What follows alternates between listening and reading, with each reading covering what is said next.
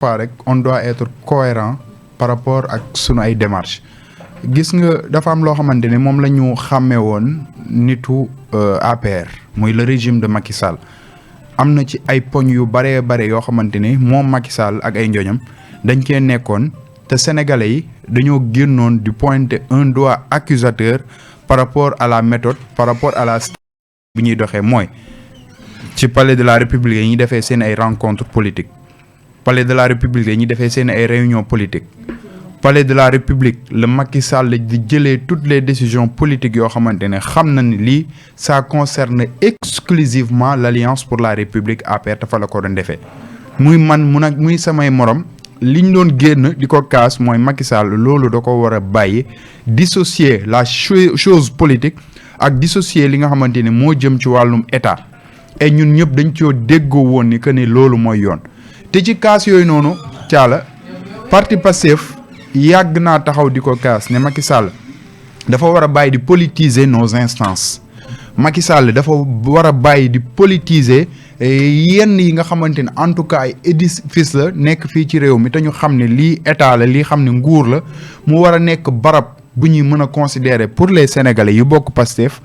pour les sénégalais yu bokk APR pour les sénégalais yu bokk jàppal ma jàpp ak parti boo munti doon mouvement boo munti doon nga xam ne lii sénégalais nga lii mooy makkaan bi war a accueillir le président de la république le père de la nation te Pastef bokk na ci li mu doon kaas pour man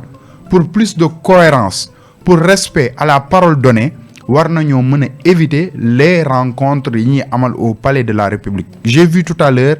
Pape Mada Ndour bi nekkoon ci protocole il a essayé de le justifier pour dire que ni le palais en tant que tel n'est pas une institution mais c'est le président de la République qui incarne l'institution ça peut être vrai nous l'acceptons nous sommes tout à fait en phase mais pour man par rapport ak discours yi ñu waxoon avant ak ba démb ak barki démb il faudra impérativement ñu nekk ci biiru discours boobu xam naa sàng Khalifa dafa doon wax lu am solo te moom laa débuté woon par rapport ak VAR yi ñuy def Ousmane Sonko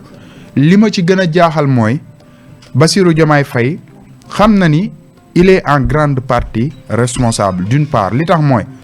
Sonko engagement yi mu jëloon bi mu koy jël daa yaakaaroon ni il va gouverner ensemble ak le président bu gisee ay rapport gis ay anomalies gis ay problèmes au cœur de l'État bu ci interpeller wala mu saisir le président de la République Bassirou Diomaye Faye à la minute qui suit moom Bassirou Diomaye Faye dina jël les dispositions requises pour régler ce problème mais tey bu fekkente ni ouvertement le premier ministre a parlé d'un rapport a parlé de deux ministres d'un ministre et d'une autorité épinglée yow nga ne rapport commandité la dina indi problème dina indi jiixi jaaxa ci xelu sénégalais et les sénégalais continueront de dire que ni Ousmane Sonko respecté wul kàddoom alors que am na ci loo xamante ni le président de la République daf ko wax la constitution bi nga xamante ni mooy charte ndeyi réew mi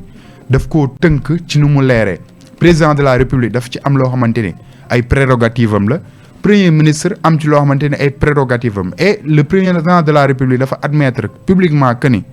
le premier ministre est limité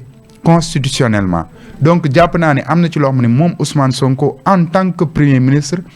il n'a pas la possibilité mu continuer dem ba ci cappaandaw gi ca gël guy bi nga xamante ne moom la soxla pour gérer yenn dossiers yi nga xam ne moo jëm ci wàllum justice président de la République rek moo ko mën a def d'ailleurs dans cette semaine président de la République a reçu la présidente du Conseil constitutionnel ki jiite ordre des bâtonniers recevoir na ko démb mu recevoir njiitu Cour suprême muy wane ni que ni moom njiitu réew mi Bassirou Diomaye Faye rek moo am possibilité boobu noonu moo am doole boobu noonu kon il faut impérativement pour mettre à l'aise son premier ministre pour permettre à son premier ministre de respecter sa parole et de gagner davantage la confiance des Sénégalais président Bassirou Diomaye Faye war naa mën a gérer normalement les dossiers yi premier ministre wax ndem parfois ñu ngi gis ni que ni am na ci ay discorde yu si am mais wax dëgg yàlla pour man priorité la pour man urgence parce que gars yi ñu ngi wéy di wax moo ko waxoon te Ousmane Sonko amul cette possibilité. D'accord ci poste boo xam ne Ndiaga Sylla Khalifa def na ko ci